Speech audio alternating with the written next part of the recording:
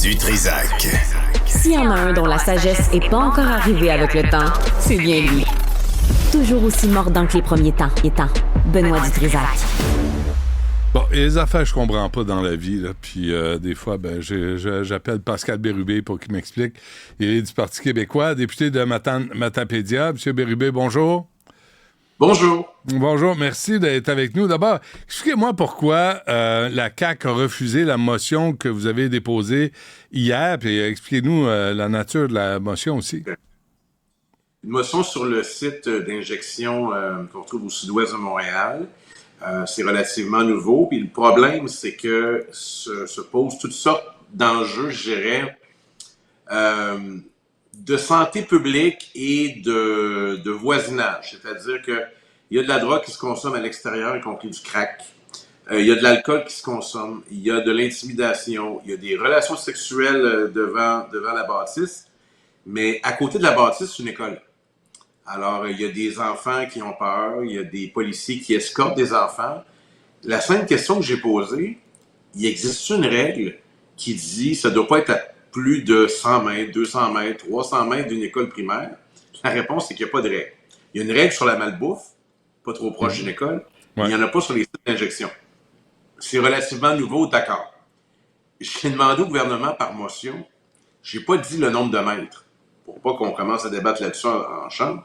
J'ai dit, établissez une règle. La réponse, ils ont dit non. Fait que ça m'a étonné, ils m'ont pas donné raison. Mais là, je me disais, puis là, M.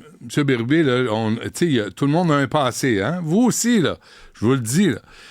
Puis, tu sais, je voyais Jean-François Roberge, qui était en 2017, je vais vous présenter l'extrait, qui était dans l'opposition et qui demandait ça aussi. Qui demandait, on va passer l'extrait, là, je vais vous le présenter.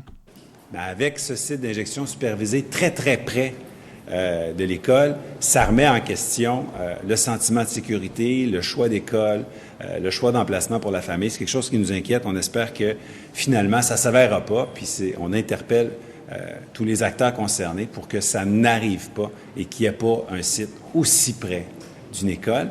Et ça, c'était l'école Marguerite Bourgeois sur la rue Plessis. Et d'abord, Jean-François Roberge devrait conseiller Lionel Carman, là, parce qu'il a l'air assis sur ses mains, M. Carman, là, sur la question. Mais vous, au PQ, vous aviez voté contre cette motion de la CAQ. Et là, vous arrivez 7 ans plus tard avec la même motion. J'ai pas vu la motion. Alors, sous toute réserve, là, j'aimerais savoir comment elle est construite. J'étais là en 2017, mais là, j'ai pas le libellé.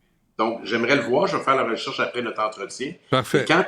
Quant à ce que Jean-François Roberge dit, cet extrait-là mérite de circuler. Bravo pour la recherche. J'avais même pas trouvé ça.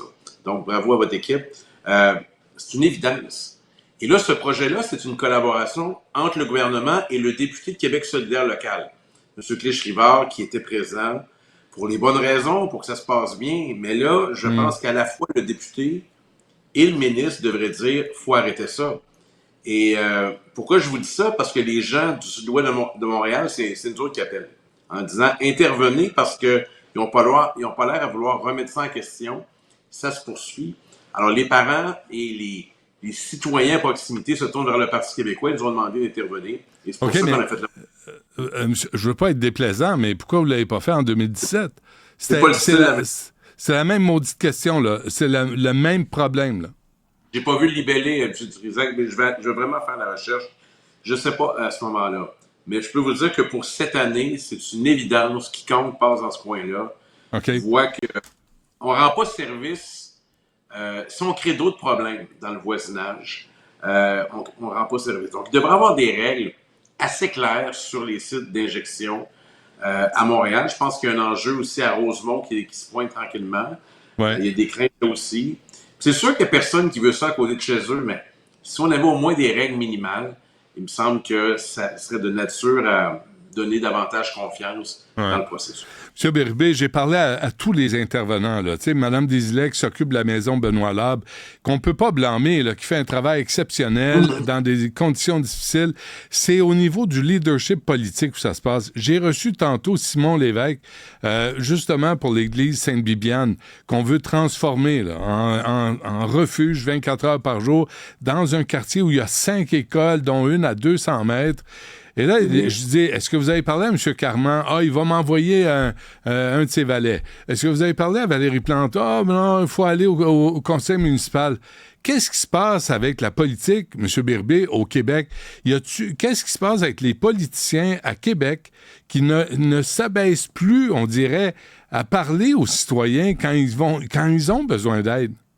Vous avez raison, on vient de créer des agences à Québec. Tout ce qui est le dossier trop proche du monde, difficile, qui pourrait être préjudiciable pour l'image d'élus, hommes ou femmes, mais maintenant, c'est les agences qui vont régler ça. Les ministres, eux, ils vont faire juste des belles annonces, ils vont couper des rubans, ils vont réfléchir, les grands ensembles, c'est exactement ça en santé. Maintenant, chaque fois qu'il va y avoir un problème très précis, le ministre, lui, il touche pas, il s'abaisse pas à toucher ça. Ça va être comme ça, les transports, ça va être la même chose aussi. 2 agences, il en avoir une en éducation. Je ne sais pas. J'entends le premier ministre dire qu'on devrait donc être reconnaissant d'avoir Christian Dubé à la santé. D'accord, je vais aller voir son dossier. Il crée une agence qui le déresponsabilise. Mais rendu là, faites-en une en éducation. Là. Regardez les résultats en éducation. La raison pour laquelle il y a des élections, c'est pour choisir des gens qui sont redevables. Puis à la prochaine élection, on peut faire le bilan. Okay. Décider de reconnaître la personne ou pas. Moi, je crois à ça. Ça fait 17 ans que je suis à l'Assemblée nationale. Cette élection, à chaque fois, les citoyens décident avec le bilan qu'ils voient. Mais ils comptent sur moi. Ils n'appellent pas personne d'autre qui a un problème dans le comté. Ils commencent par moi. Puis si je ne suis pas capable de leur répondre correctement, je les réfère à quelqu'un qui peut. C'est la base. Mais en dehors de votre cas, je comprends ce que vous me dites, M. Bérubé, là, mais il y a comme un nouveau modèle à suivre, là, où les citoyens, où les élus ne répondent plus aux appels des citoyens. Un moment donné, je vais vous envoyer un extrait. Là. On a fait un montage de gens à qui j'ai parlé au cours de la saison qui voulaient avoir... puis des gens comme la mère de Nora et Romy Carpentier, là, qui ont été assassinés en 2020. La mère, Amélie Lemieux, veut parler à Simon Jolin-Barrette. Il n'est pas intéressé. Et j'ai des exemples de ça, là. Ça devient aberrant. Louis Lemieux, vous savez, c'est un backbencher. Je ne sais pas si vous l'avez déjà reconnu. Mais, tu sais, lui, il n'a pas le temps de parler à une citoyenne qui veut lui parler. On a construit un autre refuge à côté de chez elle, à Saint-Jean-sur-Richelieu, puis ça ne l'intéresse pas. Il y a comme une tendance vraiment malsaine pour la démocratie au Québec. C'est pas souhaitable. Surtout les élus. Moi, en tout cas, je compare mon travail dans ma circonscription un peu comme un médecin ou un infirmier qui est à l'urgence. Tu sais jamais qui va arriver, mais il faut que tu priorises. Ouais. Tu fais pour le mieux, puis si tu n'es pas capable, tu réfères à un spécialiste. Okay. Ou une clinique sans rendez-vous. Il y a de tout. Si tu t'engages, c'est pour ça. Sinon, là, c'est à la place. Faut que les gens se responsabilisent. Moi, souvent, les gens m'appellent pour des dossiers municipaux. Je leur dis, je peux pas, mais je donne le nom de l'élu en espérant qu'ils puissent les aider. Ça arrive tout le temps. Et je trouve qu'il y a une déresponsabilisation à Québec. On a ça entre les mains des agences. Il ne faut pas trop se mêler les pinceaux. Je trouve que c'est déplorable, c'est problématique. Je regarde Santé Québec, 300 000 employés. C'est gros. Ça va être plus simple, ça va donner des résultats. Je le souhaite. Mais je sais pas. Avant qu'on se quitte, M. Bérubé, on l'a, la motion en extrait. Cybelle, ma recherchiste, vient de la sortir. J'aimerais ça vous la présenter. Juste qu'on soit, c'est Lise Lavallée, porte-parole du deuxième groupe d'opposition à l'époque, qui était de Repentigny. Je vous la présente. Supervisée près des lieux fréquentés par les enfants, qu'elle demande au gouvernement de décréter qu'un tel centre ne peut être implanté qu'à une distance minimale acceptable d'une école, d'un centre de la petite enfance ou service de garde. Donc, on souhaite que l'ensemble des parlementaires adoptent à l'unanimité cette motion et qu'on agisse avant. Alors voilà, c'était là.